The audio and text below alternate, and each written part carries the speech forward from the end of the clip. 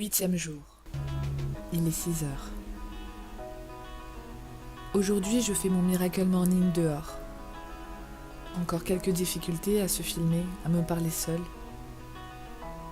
Il y a un couple là-bas sur la terrasse et j'ai beaucoup de mal à me détacher du malaise de l'image que je m'imagine renvoyer. Je n'arrive même pas à faire l'autruche. Je ne peux pas m'empêcher de regarder régulièrement dans leur direction pour vérifier qu'ils ne sont pas justement en train de me regarder et de se moquer de moi. Bon allez stop, je paranoïe.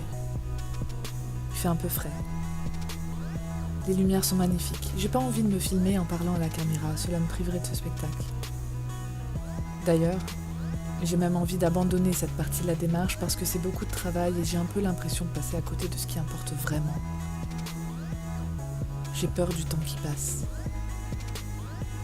Et j'ai peur du temps que cela peut prendre d'atteindre mes objectifs.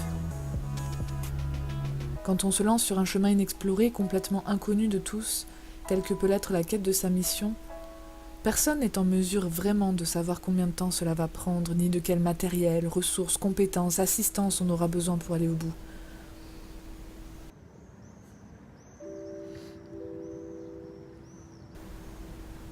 C'est long de se trouver et de se comprendre, surtout quand on est sensible aux distractions qui nous entourent.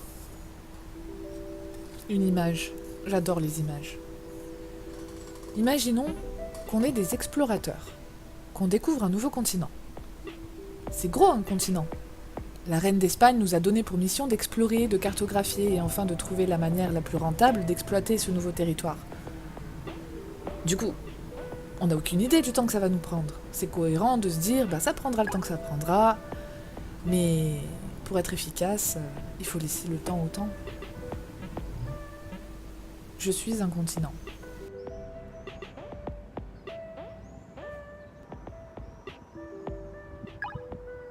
On est tous des continents.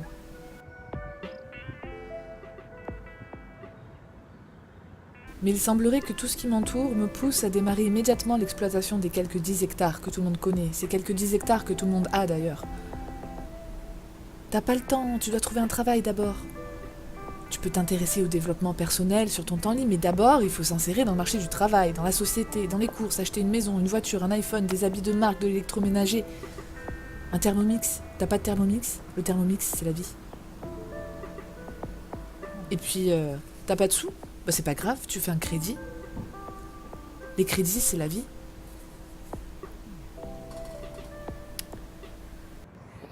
Je suis pas sûre de vraiment me sentir libre, en fait.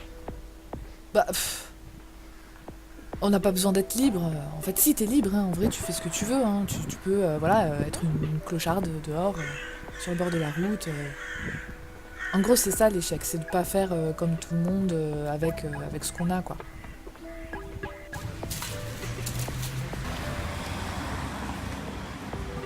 D'ailleurs, j'ai pas le temps d'échouer. Je vais avoir 30 ans, je dois faire des enfants maintenant. Pourquoi? Parce que, voilà. À 30 ans, si t'as pas d'enfant, t'es un alien, quoi. C'est quoi le sens de vouloir faire des enfants quand on sait pas encore trouver? C'est quoi l'héritage en fait? C'est quoi l'héritage qu'on va leur donner? Ça fait déjà 20 ans que j'esquive la petite fille en moi qui disait à ses copines « Quand je serai grande, je raconterai des histoires !» 20 ans que j'essaye de faire tenir dans mon cœur sous un tapis trop petit le rêve de faire de la musique, de réaliser des films, d'écrire des livres, de créer des jeux vidéo, de dessiner des mangas, de voyager, de m'inspirer, d'inspirer les autres. D'ailleurs, ce tapis, il est tellement tendu que lorsque j'ai tenté de rajouter mon rêve de développer des logiciels, de créer des programmes informatiques, il s'est immédiatement déchiré. Mes rêves se sont mis à déborder de partout. J'ai du cinéma dans l'estomac, de la poésie dans la gorge, la musique me sort des oreilles, je chie de l'art, je vois des 0 et des 1 partout, j'y comprends plus rien. Et j'ai pas le choix, je dois affronter toutes ces petites filles et décider si oui ou non, 0 ou 1, true ou false, je peux toutes les satisfaire en cette vie.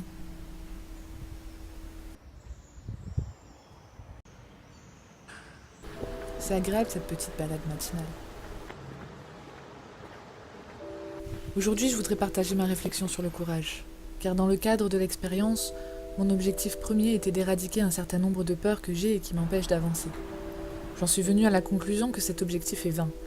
La peur fait partie de la vie, elle est nécessaire à la survie de l'espèce, fait partie des émotions primaires dont l'origine se situe dans les gènes des êtres humains comme dans celui de n'importe quel être vivant. Cependant, la démarche que j'ai entreprise avec le programme m'a fait prendre conscience que se confronter à ces peurs régulièrement permet de développer et renforcer le courage hautement plus porteur de valeurs et d'enseignements que l'absence de peur à l'égard d'une chose. Le courage pour moi c'est l'expression de la force, de sa volonté, et la volonté est une parfaite création du vivant. La combinaison de ces deux forces ne peuvent exister qu'au travers d'un dur labeur sur soi, quelle qu'en soit la forme finale. Nous ne sommes pas tous emprunts aux mêmes peurs, à chacun son Everest. Nous avons cependant absolument tous les êtres vivants et par extension tous les humains, le même germe de force créatrice qui représente la volonté et le courage. Nous avons donc en nous tous autant que nous sommes, quelle que soit notre condition, notre situation, la forme de notre corps, que nous soyons infirmes, déprimés, phobiques, en proie à une psychose, pauvres, riches, aveugles, sourds, paralysés, emprisonnés, victimes.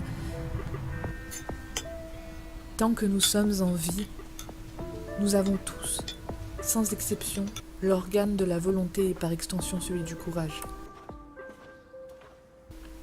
On ne peut pas manifester de courage sans avoir de volonté. Il appartient donc à chacun de le développer, de les muscler, de les préparer, entraîner ou bien de les négliger, oublier, mépriser, renier dans leur existence. L'existence d'une possible volonté et d'un courage associé étant uniquement conditionnée par l'existence d'un être vivant, la seule chose qui peut vaincre la volonté est la mort de cet être vivant. En cela, je comprends à présent qu'abandonner, c'est mourir, et tant que nous sommes en vie, quelles qu'en soient les apparences extérieures, au fond, nous n'abandonnons jamais. Même si nous n'exprimons pas notre volonté, même si nous cédons à la peur, même si nous sommes inactifs ou dans la procrastination à l'égard de nos rêves, même si nous sabotons nos résultats, que nous laissons passer des opportunités, etc., être en vie est la preuve que nous n'avons pas abandonné. Il n'est jamais trop tard pour s'y remettre. Le fait d'exister porte en lui la possibilité de faire et de devenir ce qu'on veut à chaque instant. Qui ou quoi que l'on soit, mais aussi porte en lui la responsabilité de montrer aux autres qu'ils peuvent faire et devenir ce qu'ils veulent.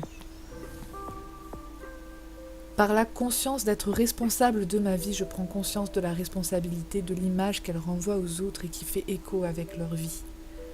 Le miroir reflète le sujet que l'on choisit de lui placer devant et nous n'avons pas tous des miroirs de même taille. Ayant cependant tous la même fonction, quelle que soit sa forme et sa taille, nous avons donc tous la même responsabilité à l'égard de l'autre.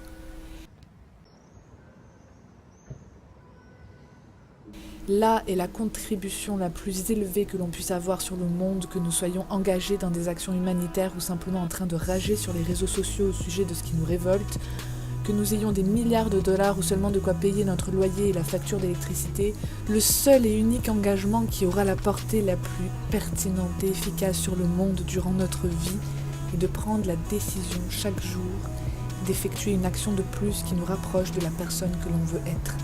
Car par cet acte, chaque jour, nous montrons la voie de la réussite même au travers de nos échecs. Par cet acte, nous dévoilons un morceau de chemin parmi des billions de chemins existants vers un résultat.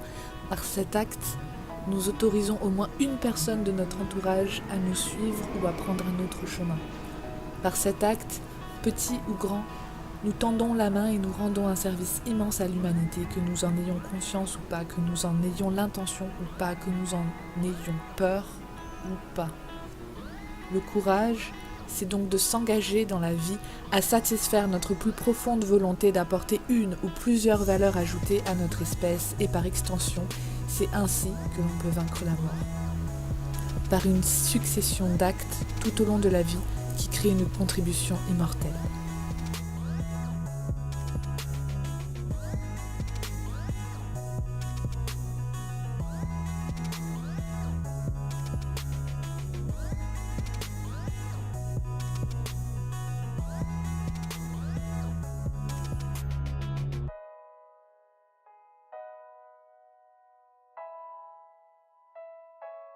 Merci d'avoir regardé cette vidéo. Bisous!